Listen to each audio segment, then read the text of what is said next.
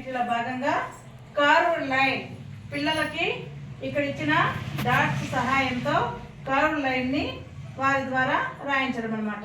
మనం మొట్టమొదటి ఏం నేర్చుకున్నాము? స్టాండింగ్ లైన్ అంటే నిలువు గీత,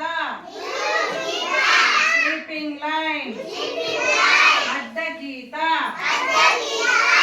కర్వ్డ్ లైన్ దీని తెలుగులో ఏమంటాము? అర్ధ చంద్రాకారము.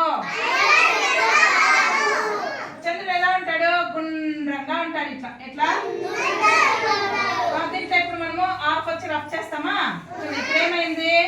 అర్ధ చంద్రాకారం. ఇప్పుడు మనము నిచ్చెన వేయాలంటే ఏం చేయాలి? స్టాండింగ్ లైన్ ఒకటి, ఇంకా ఒక స్టాండింగ్ లైన్ అన్నమాట.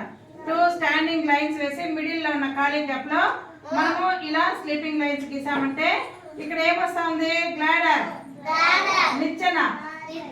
నిచ్చెన ఏం చేస్తాము? మనం పైకి ఎక్కాలంటే ఏం చేయాలి? నిచ్చెన ద్వారా ఈ హెల్ప్ తీసుకొని ఇవి స్టెప్స్ అన్నమాట. ఇట్లా స్టెప్స్ ఇలా ఎక్కచ్చు అన్నమాట. కాబట్టి మనకు స్టాండింగ్ లైన్ వస్తే ఏం బొమ్మ నేర్చుకోవచ్చు? 2 లైన్స్ వస్తే స్టాండింగ్ లైన్, స్లీపింగ్ లైన్ 2 లైన్లు వస్తే ఏం నేర్చుకోవచ్చు? గ్లాడర్, నిచ్చెన వేయచ్చు అన్నమాట. ఇదేమో స్టాండింగ్ లైన్, ఇదేమో స్లీపింగ్ లైన్. మీరు ఇంకొకసారి